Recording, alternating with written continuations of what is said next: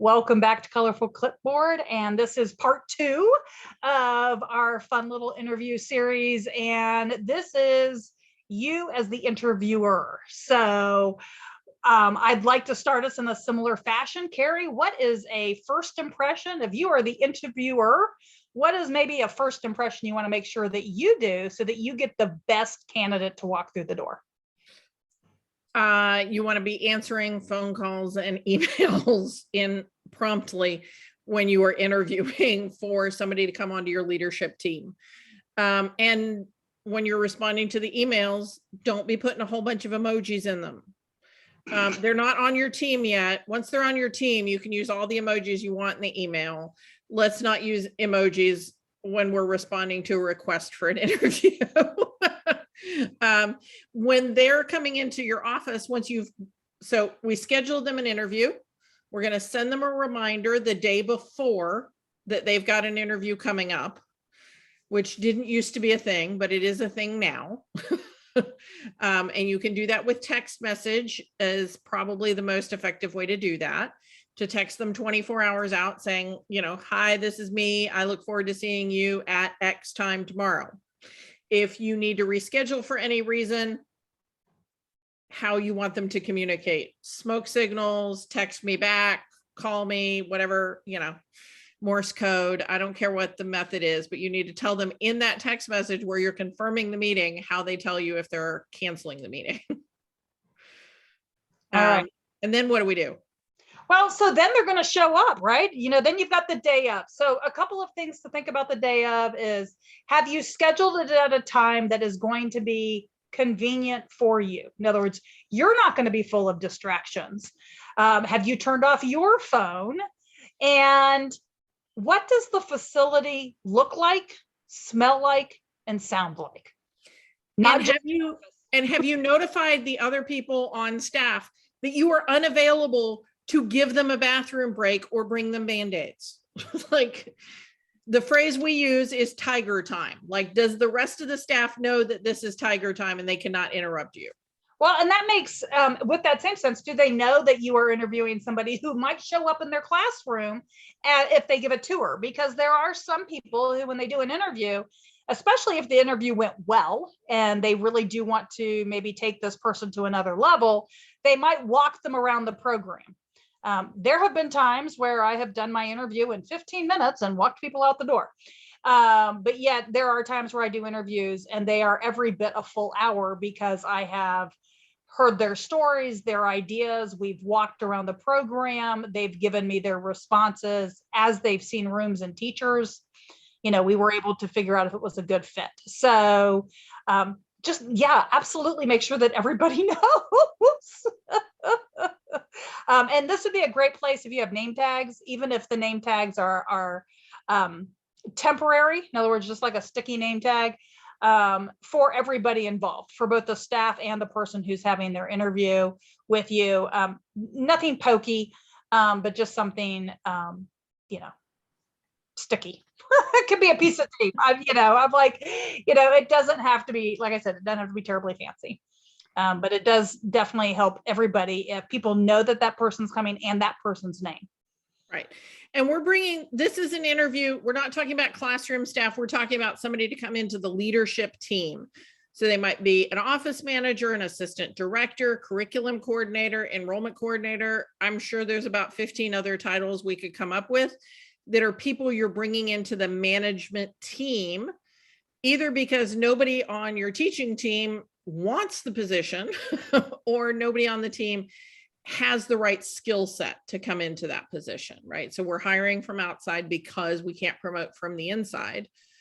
So we let people know it's happening, or maybe we're also interviewing inside. But anyway, we're letting people know it's happening. We're letting them know it's tiger time. We are making our office not look like mine does right now. I am a piler. If you've been listening to the podcast for a while, you are aware of this. Kate is not a piler. She does not understand my obsession with piles. She is a boxer. She likes to put things into boxes and, so we have, but I don't want my office to look the way my office looks on a Wednesday.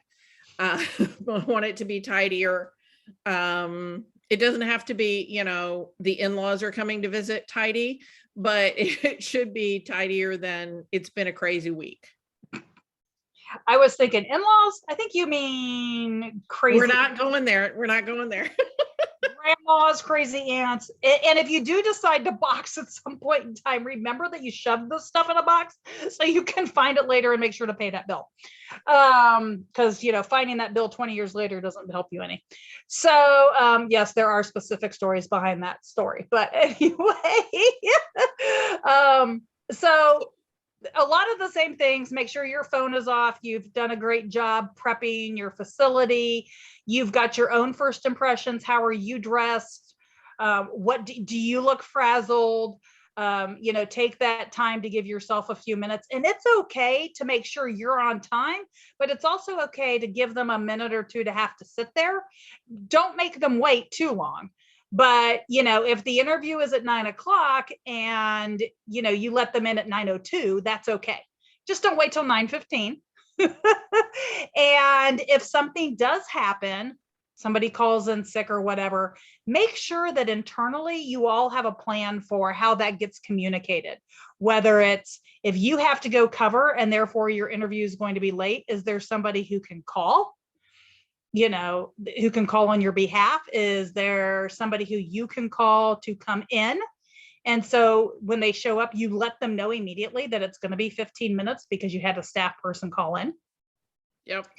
Another thing I would suggest is, and this is something I don't know that we've ever talked about on the podcast, but you should have a change of shirt and a jacket in your office at all times. Because you never know when you're giving a baby a hug and they decide that they're going to have a little acid reflux down your back.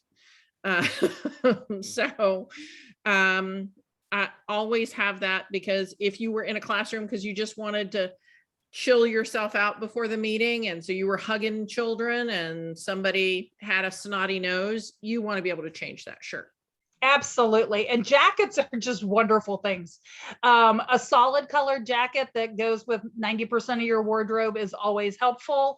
Or just the complete opposite, something that's wild and crazy that goes with most of your outfits. In other words, you're more of a solid colored type of t-shirt person. And so you have this great, jacket that's full of, 11 colors. And so it goes with 90% of what you wear. And again, the jacket can be a traditional jacket. It can be a cardigan. It can be a shrug. We're just saying a thing to put on over a shirt. We're using jacket in the widest possible sense. Yes, it could be a kimono. So yeah, or so a duster, what. That's just kind of a generic thing we think you should have in your office all the time, not just when you have an interview.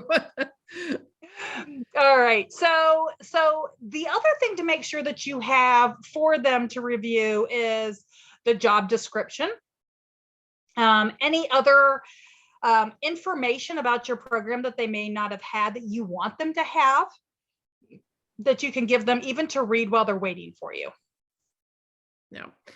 Okay, so then we bring them in and we do the interview by 5. Let's see if we can remember all 5 of what we talk about as the interview by 5. Okay, so we've got the handshake and the smile greeting. That's number 1. What's number 2, Kate? Do you remember? I have no idea. I think Kate's not teaching that in the online class. I feel like she is missing a step. Okay. I'm like, wait, I got the book. The second one is telling them about your program. I know that. Ask them questions might be number 3. I have it in my notes, so I don't have my book out. So handshake and smile greeting. Oh, no, number 1 is tell them about yourself, then tell them about the program. Ask them questions, have them ask questions. That's the 5. I win. I was like, this interview gives 10 steps. I'm confused. Well, yes, but this is the beginning of the interview, is the 5. Yes, we do have 10 in the book. Handshake, small talk, explanation, personal background, education history, job history, your questions, describe the position, applicant's questions, and close. There we go. And that is page 186, some chat. Okay, so, we have to have a little fun every once in a while. We can't look like we're always prepared, since we probably aren't most of the time. Now, so when you do an interview, a couple of things to remember is you have to take notes on the interview. You have to have a set of questions for the interview. You have to have a place where the notes for the interview stay after the interview, regardless of what you decide. So this person needs to have a file. If you did a phone interview, it needs to include the phone interview notes. If you end up doing background check, that needs to be in the folder, their application, background check, all of the pieces and parts that you have to have for this job. So we're not talking about all the pieces and parts right now. We're talking about just the interview. So Carrie, what are some questions that would be a great example of making sure that you're bringing the right person into your team? Well, so I usually do, kind of role play kind of questions for at least some of them. So how would you give a staff person guidance in this type of situation? So, some sort of situation that maybe has come up in the past 6 months. And if you were guiding that staff person's behavior, what would you do? And that'll get you a very clear idea of their guidance principles when it comes to adults, which may not be the same as their guidance principles with kids. So I frequently will also ask a kid-related question. How would you help a child who was experiencing, running out of the classroom? You've got a 4-year-old, they've just started running out of the classroom. What would you do in that situation? And ask them, and say, I'll pretend to be the 4-year-old, you're you, and we'll act this out. Because I prefer, and this may be, being a theater nerd, but I prefer having them actually be in the, acting out like they're in the situation, because I feel like I get a better read than if I just ask them the hypothetical question. So I think that helps to figure out if they're the right culture mix for your center. And so would you also think about, because you listed off all those lovely admin positions, I assume that there would also be some questions that would be specific to their job. Would you ever ask a question that might be related more to the other duties as assigned? So, like, for example, everybody at some point in time is going to end up being a substitute in a classroom. Most likely. Okay, maybe not always, but in most programs at some point in time, you're going to be a substitute in a classroom. Would that be a question that you would ask at this point in time in the interview, or what is your thought on that? So I would probably hire for culture fit, train for skill. And so I want to find out, how do you feel, this is the position we're hiring you for, but you may need to step in to help make grilled cheese sandwiches or to cover a classroom when a child has an injury. What is your take on that? Or that's probably too open-ended. So, are there any of those roles that that you would have difficulty stepping into, is probably what I would ask. So that's a much more limited question, and will keep me from having 45 minutes of them rambling on about every possible way they might step into the program. Great. So then what are some other things that you, as the person who is interviewing somebody to come into your leadership team, do you need to find out? Because you did this relatively recently at your last job. Yeah. So one of the things that I always looked at really was not just culture fit, but do they have strengths I don't have? And one of the things that's also really important is to make sure that during that interview process, it becomes very clear what the chain of command is.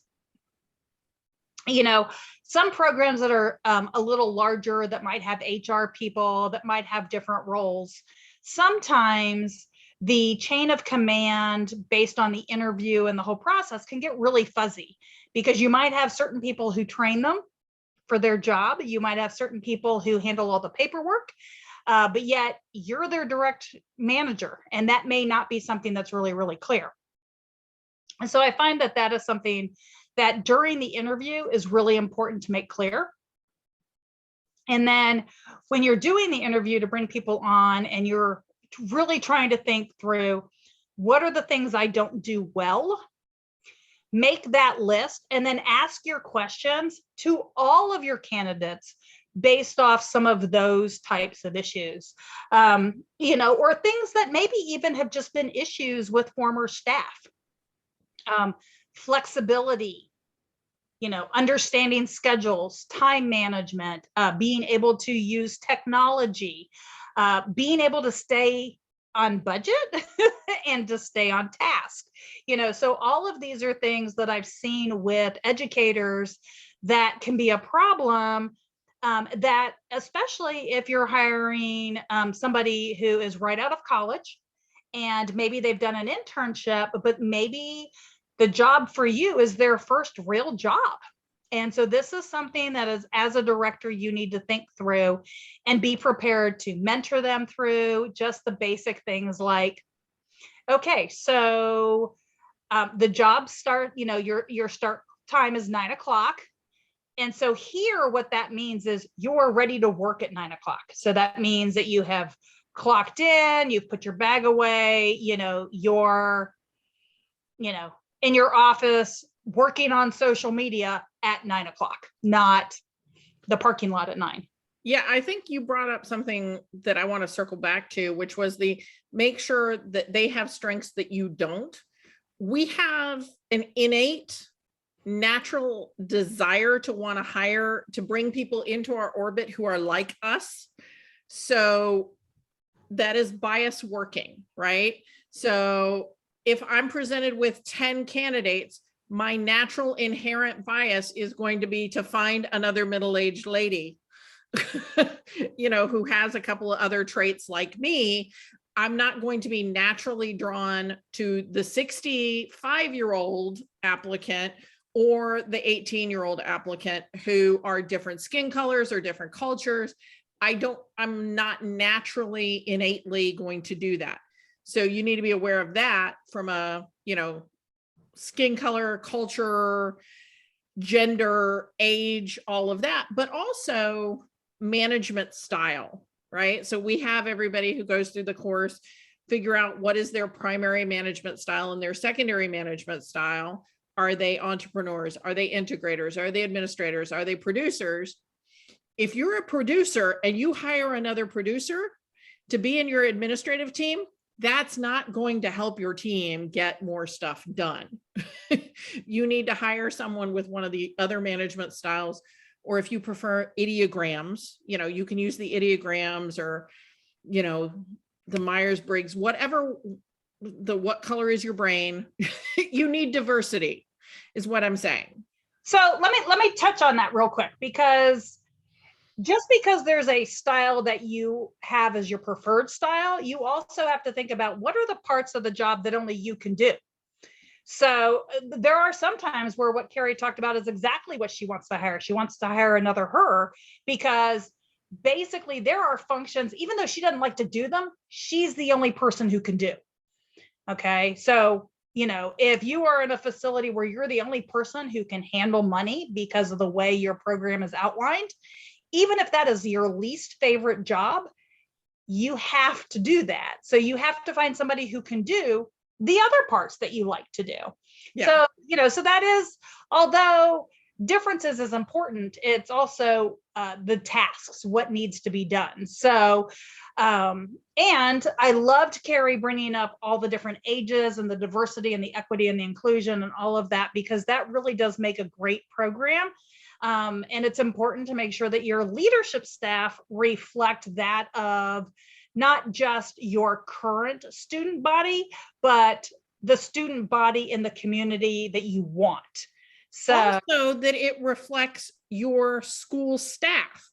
I have gone into way too many centers where they have, in the classrooms, they have a lot of diversity. They've got people from different ethnicities and different ages and both genders and stuff like that. But everybody in the office is a white lady. And that is a problem, because if you've got 4 people in the office and they're all white ladies, but your whole staff is diverse in all the different ways it can be, and everybody in the office is in their 30s and a white lady, you're going to have some problems motivating your staff and relating to your staff and your parents. Yes. Yeah. So, I mean, there's probably a couple of times, and I'm sure Carrie and I could probably come up with a couple of examples where that would be appropriate, especially if you were doing like a bilingual program. Where basically the goal is to teach all of the children another language versus them coming in from dual language. Does that make sense, Carrie? Yeah. Where you got, okay. Yeah. Cause if I have people coming in who are wanting to learn Chinese, I can't help with that.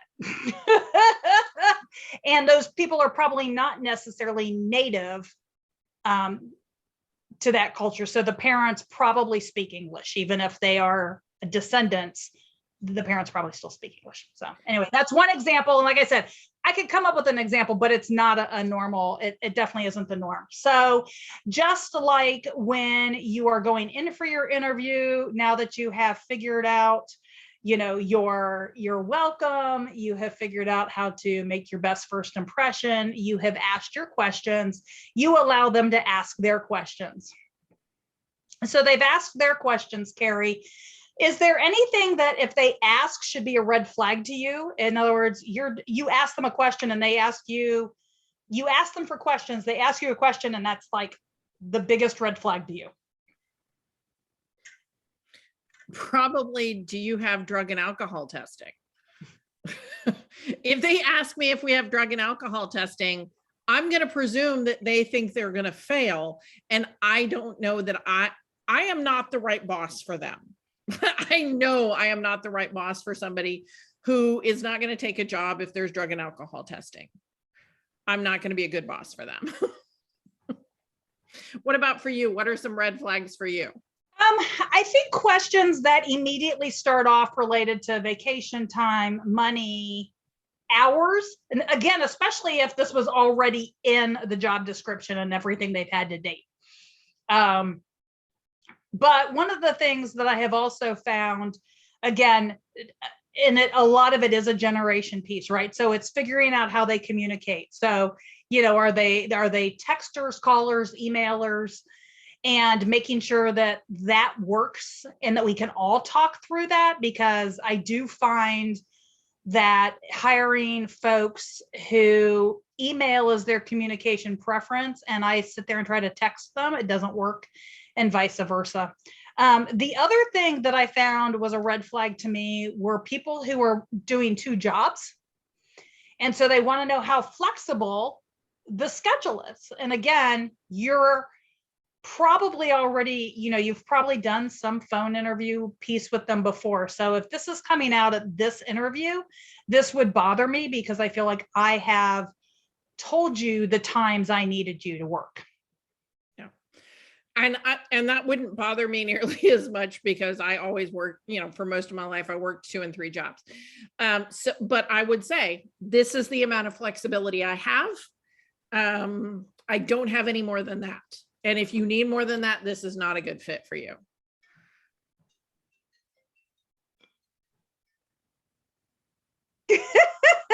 That's not my phone. I don't know what just rang. Marie, please edit this out. No, leave it in there because it's just more fun. Well, they probably won't be able to hear the ringing, so it'll just be dead air. Well, I could just sit here and tell them all it's just in her head. Okay, so now we've had the interview, we've had our questions, we've had small talk, we've had handshakes, they've asked us questions. what are we going to do now? To me right now is I'm not going to say a big decision point, but it's a fairly big decision point for you as the director or the person doing the interview. You have to decide from not just a gut instinct, but also from knowing where you are with your interview process. What are you going to do with them as far as the next steps? Are you going to give them a tour? Are you going to let them know you'll get back to them before the end of the week? What is your hiring process? What is your next steps? And so at this point in time, if you know for sure that this is not a good fit, then this is a, thank you very much for your time, handshake, walk. And if you are I'm going to let everybody know whether or not they got the position, tell them that. But if you're not, say, if you have not received a call from me by X time, presume that we went a different way. Yeah. Or otherwise you got people to call you or email you. Yeah. Have people waiting and waiting and waiting for a call from you. Be honest about that. Absolutely. So if this is somebody who you think at this stage in the game is at your top one or two, then it's an opportunity to take them around, introduce them to staff, let them see the program. Because again, if they rub a staff person the wrong way, or you're not sure about their interaction with staff, especially again, that first impression, microsecond kind of interaction, that could tell you an awful lot about whether or not they stay number one or two, or if they've now all of a sudden moved to number 5. And, don't waste your time on bringing them back in for something else if during the walkthrough that didn't work. However, one thing to always remember when you're doing the interviews is if you've given them a specific amount of time, stay in that time frame. So if you've told them that your interview could be from 12 to 1 and it is 12:45 and you're talking about doing a walkthrough, before you do that, check with them. Because if they have someplace else they have to be, they have to pick up children, they have to get a car worked on, any of that stuff, they've called an Uber, please make sure that you are respectful back to them for their time. So to me, that's kind of, those are the points at where you are. And like Carrie said, communicate whatever additional communication next steps. So, whether it's background checks, fingerprinting, and again, so make sure that they do know what all the steps would be and when hiring and start dates might happen. Because if they've got another job they have to wrap up, they need to know all the bits and pieces. Absolutely. So, how is it different? I mean, what are your thoughts about how this is different from hiring for a teacher? So to me, when hiring with the teacher, I think those role play interview questions that you talked about are very child driven, very curriculum driven, educational theory, philosophies, guidance. So I think there's a lot more, these are my checklist questions, where when hiring for administrative leadership, because they are so task oriented, to me, those are much more specific questions. And not only are they specific questions, it's very important how they work with me, because I need them to be able to work with me and the leadership team, not just being able to work with the kids and the parents. So to me, it's not that I don't want them to be kid friendly, but if I'm hiring them to do administrative marketing work, or I'm hiring them to be a bookkeeper, I need to know that they have those skills way more than whether or not they can tolerate a toddler classroom. Yeah.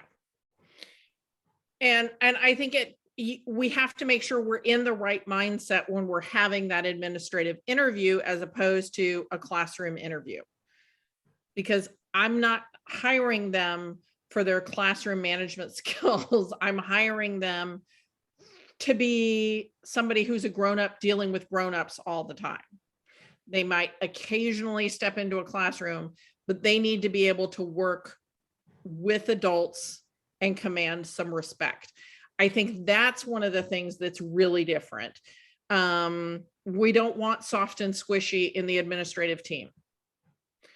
We want somebody who can command respect and who, if they're, the person who's doing the finances, if the parent gets a call from them, they know I need to handle this, right?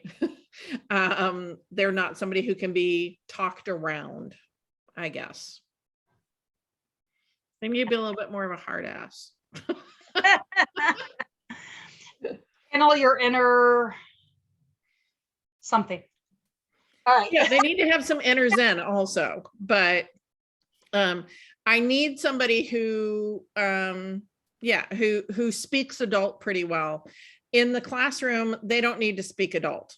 They really don't, for most teachers. If they prefer to only deal with people who are under the age of 8, I can handle that, but I can't if they're in the administrative team. Okay, any other last thoughts before we send people off for the week? Nope, I think that's it. We'll talk to you guys in a week. Okie dokie, bye-bye.